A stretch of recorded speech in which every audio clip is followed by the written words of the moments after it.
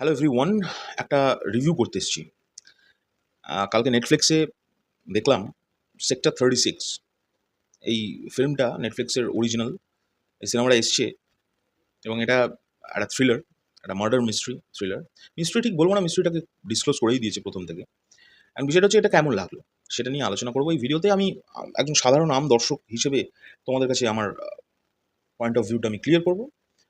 ভালো লাগলে অবশ্যই ভিডিওটা লাইক করো। আর যদি ভুলভাল কিছু বলে থাকি নিজেগুলো ক্ষমা করে নিও। আর নিজেরা গিয়ে সিনেমাটা দেখো, নেটফ্লিক্স থেকে এই সিনেমাটা দেখো। যাই হোক, চলো শুরু করা যাক। বন্ধুরা, গতকাল রাত্রিবেলা সেক্টর 36 খেতে বসে দেখা শুরু করেছিলাম নেটফ্লিক্সে। প্রথম যে ইন্ট্রো সিনটা ছিল সেটা দেখে খাবার রেখে দিয়েছিলাম। রেখে দিয়ে 2 মিনিট পজ করে ভাবছিলাম যেটা আমি কী দেখলাম। তারপরে আমি গোটাটা শেষ করলাম। যাই হোক, এখন বিষয় হচ্ছে এই সিনেমাটা ডিরেক্টর, আমি নাম দেখে দেখে বলছি কারণ সবসময় আমি নাম মনে রেখে বলতে পারি না, অনেক সময় ভুলভাল বলার থেকে দেখে বলা ভালো। আদিত্য নিম্বলকর, ইনি বেশ কটা পুরনো বলিউডের প্রজেক্টের সঙ্গে রাইটার হিসেবে, সহ ডিরেক্টর হিসেবে কাজ করেছেন। এটা তার প্রথম নেটফ্লিক্সে কাজ এবং এই সিনেমাটায় অভিনয় করছেন বিক্রান্ত মাসে, যাকে আমরা 12 ফেলে দেখেছি, বিক্রান্তজি।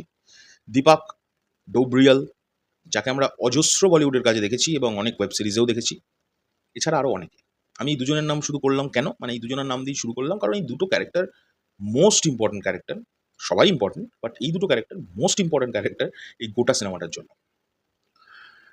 বেসিক্যালি গল্পটা যদি ছোট করে আমি বলি তাহলে একটা শহরের একটা পুলিশ অফিসার যিনি করাপ্টেড, কিন্তু মানসিকভাবে সে একটু অন্যরকম। মানে ঠিক অন্যান্য করাপ্টেড অফিসারগুলো যেরকম হয়, মানে একটা আমাদের চোখের সামনে একটা করাপ্টেড অফিসার মানেই আমরা যেরকম একটা তার ছবি মনে মনে আঁকি, ঠিক সেরকম না। একটু ভদ্র কিন্তু করাপ্টেড। এখন পয়েন্টটা হচ্ছে তার করাপশনটার পেছনে একটা বিশাল কারণ, সেই কারণটা পরবর্তীকালে ক্লিয়ার করে দিয়েছে।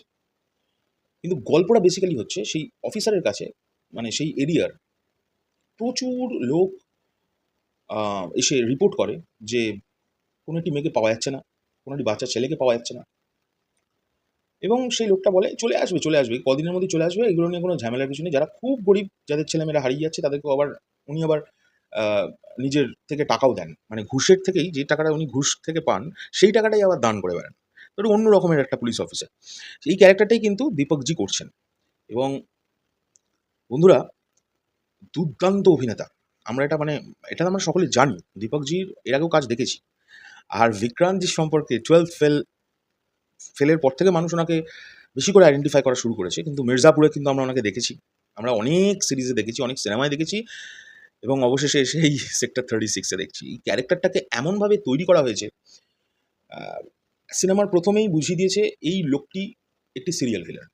এবং সিরিয়াল কিলার নাকি কন্ট্রাক্ট কিলার না কি, সেটা কিন্তু এক্স্যাক্টলি সিনেমার শেষে গিয়ে তোমরা জানতে পারবে। এবং ওনার যে অভিনয় দক্ষতা, সেটা ফুটে, ফুটে বেরোচ্ছে প্রত্যেকটা সিনে, প্রতিটা সিনে। প্রথম যে ইন্ট্রো সিনটার কথা বলছি, সেটা তোমরা দেখলে আমি সিওর, আমি তো বললাম আমি কী করেছি। আমি খাবারটা রেখে দিয়েছিলাম পজ করে। ওরে বাবা! এটা কী দেখলাম? এবং সেই সিনটা ডেলিভার করার সময় ওনার বডি ল্যাঙ্গুয়েজ, ওটা দেখে আরও অস্বস্তিকর লাগছিল। যাই হোক, এই গল্পটা হু ডান আমাদের দেখিয়ে দিচ্ছে, হাউ ডান সেটাও দেখাচ্ছে। কিন্তু হোয়াই ডান সেইটা কিন্তু গল্পের শেষে গিয়ে তোমরা দেখতে পাবে। তো ইন্টারেস্টিং একটা প্লট এবং আমার বেশ ভালো লেগেছে। আমার একটাই শুধু মানে কোয়েশ্চেন, এই গল্পটা দেখার পর কোয়েশ্চেন বলবো নাকি আমার আর্জি বলতে পারো। গল্পটা না একটা গল্পেই শেষ করতে পারত। এটা আবার পার্ট 2 আনবে। এই হচ্ছে বিষয়টা। গল্পটা শেষ হয়েও শেষ হলো না। সমস্ত কিছু ক্লিয়ার করলো আমাদের কাছে। কিন্তু তাও যেন মনে হচ্ছে শেষ হলো না। কারণ ওই জায়গাটা রেখেছে তারা। মানে ওই জায়গাটা ওপেন করে রেখেছে। একটা ডোর ওপেন করে রেখেছে যেখান থেকে গল্পটার নেক্সট পার্টটা শুরু হবে। কিন্তু নেক্সট পার্ট কিন্তু এই গল্পটারই কন্টিনিউয়েশন চলবে। কিন্তু এই গল্পটা আবার এদিকে শেষ।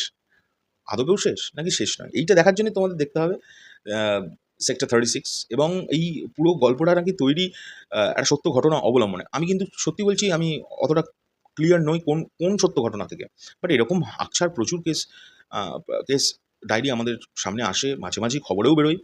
তো সেই সব জায়গা থেকে হয়তো তৈরি করা, but well made, well made.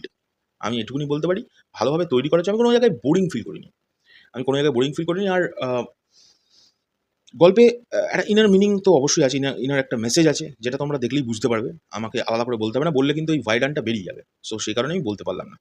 Background music আমার খুব ভালো লেগেছে। যেখানে যেরকমভাবে দেওয়ার, সেখানে সেরকমভাবে ইউজ করা হয়েছে। আমার মতামত যেটা আমি বানিয়ে দিলাম। যদি ১০ এর মধ্যে আমায় নাম্বারিং করতে বলে থ্রিলার সিনেমার মধ্যে আমি যত থ্রিলার দেখেছি, আমার মানে অভিজ্ঞতা থেকে বলছি বা আমার দেখার উপরে বিচার করে বলছি, আমি এটাকে চোখ বন্ধ করে মানে আউট অফ মানে 8 আউট অফ 10 তো দিতেই পারবো, চোখ বন্ধ করে। আমার খুব ভালো লেগেছে এর মেকিং। আর নেটফ্লিক্সকে অসংখ্য ধন্যবাদ যে আমাদের ইন্ডিয়ান কনটেন্ট আনছে এবার। আমি এতদিন ধরে টাকা দিয়ে যাচ্ছি, শুধু ইংরেজি কনটেন্টগুলোকে হিন্দি ডাবিং এ দেখতে হয়, স্প্যানিশ দেখতে হয়, তাদেরই ভাষাতে আসে। অনেক সময় বুঝি না। কারণ ভাই আমি বাঙালি, আমি বাংলাটা খুব ভালো বুঝি। আ মানে নেটফ্লিক্স নিচ্ছি মানেই সবসময় যে আঁতলামি করতে হবে, আমি ইংরেজি ফিল্ম ছাড়া দেখি না। আমি মানে ইটালিয়ান ফিল্ম ছাড়া দেখি না, স্প্যানিশ দেখি, ওসব নেই আমার মধ্যে। আমি খুবভাবে মানে আকুতি মিনতি করছিলাম মানসিকভাবে যে ভাই হিন্দি কনটেন্ট চাই, হিন্দি অ্যাক্টরসদের দিয়ে। যাই হোক এখনকার জন্য চললাম। Thank you Netflix. পরবর্তী ভিডিও খুব শিগগিরই দেখা হচ্ছে। যদি ভিডিওটা কোনো ভুলচুক করে থাকি তাহলে নিজেকে মাফ করে নিও। আর যদি ঠিকঠাক লাগে তাহলে অবশ্যই কমেন্ট করো, আমাকে জানিও। আমি খুব একটা রিভিউ করি না আজকাল। কারণ সেটার অনেক কারণ পরে বলব। মনে হলো এটা নিয়ে রিভিউ করাটা উচিত, তাই রিভিউটা করলাম। টাটা।